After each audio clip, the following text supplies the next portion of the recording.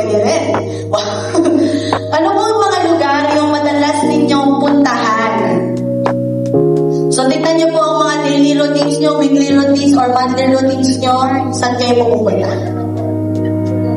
Sige po, pwede po kayo mag-usap-usap. Ano po ba? Oo pa din ba? Walang kulang. Perfect. Proceed po tayo. Ayan. So, meron po tayo dito,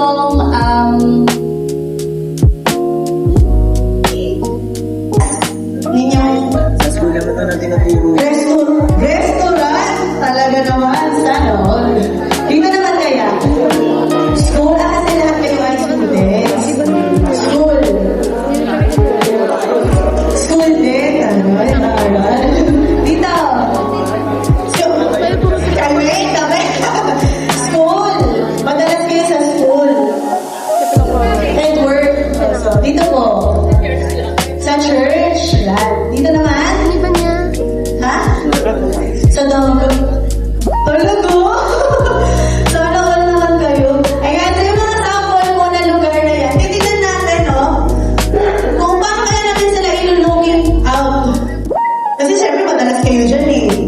No? Minsan dyan kayo tumatapay. So paano kaya yung mangyayari sa mission life natin as family?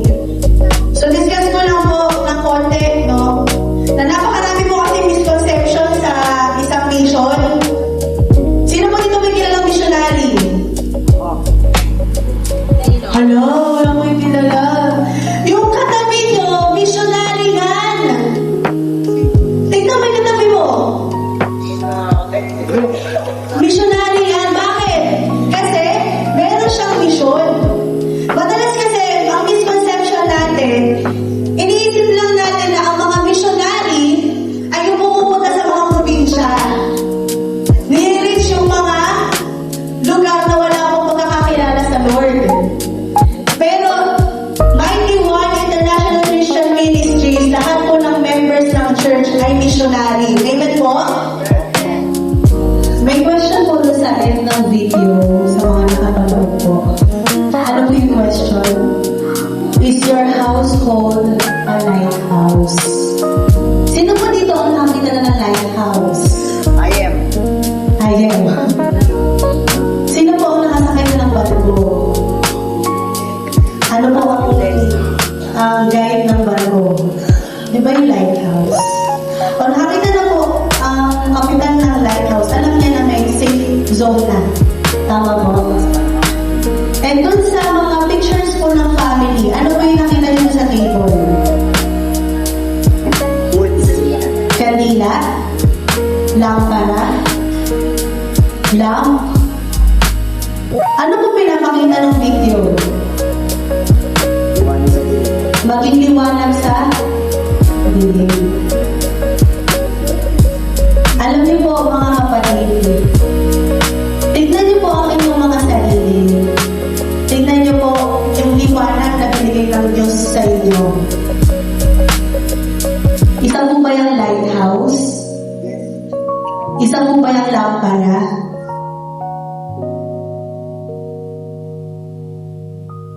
Sa buhay po natin dito sa mundo, namuhay po tayo ng sobrang delay. Lahat po tayo dumaan sa ganong punto.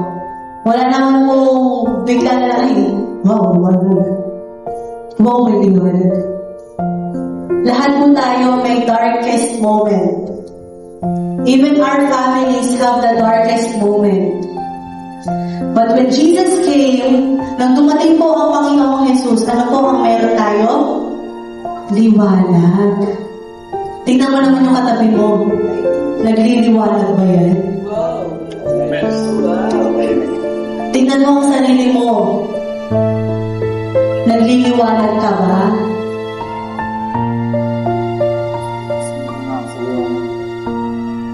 Marami pong bagay sa mundo na pwede pong makahadlang ng ilaw. Marami pong mga pwede makatakip, makawala ng ilaw. Pero sino po ang titignan natin pinaka-matinding ilaw? Sa inyo na po nanggaling si Jesus.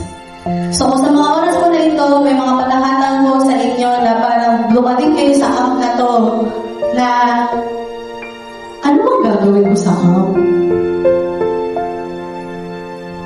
Kapatid, ang gagawin mo, magliwanag ka after nitong camp.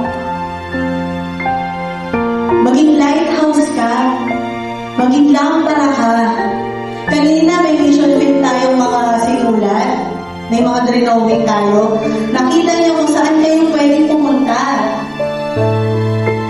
Pwede tayong pumunta sa Albay.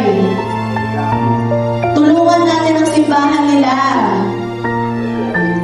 Currently po wala silang pastor. So kung may tinatawag po ang pastor, magliwanag po kayo. Sa school, marami kayong kaklase na hindi pa nakakakilala sa Panginoon. Hindi lang tayo mag-go. Hindi lang tayo mag-share. We are going to be a light. Ilaw po tayo. Hindi lang tayo magbubuklat sa kanila ng 4SL. Hindi lang tayo magbibigay sa kanila ng mga kung ano-anong klaseng na share materials. Malaking tulong yun.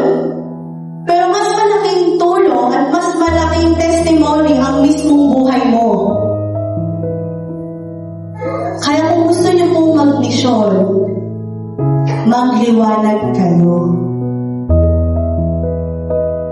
At sisimulan niyo po yun sa pamilya niyo. Sisimulan niyo yun sa magulang niyo, sa anak niyo, sa lola niyo, sa lolo niyo, sa pinsan niyo, sa katrabaho niyo, kaklase niyo, kaibigan niyo, or even sa kaaway niyo.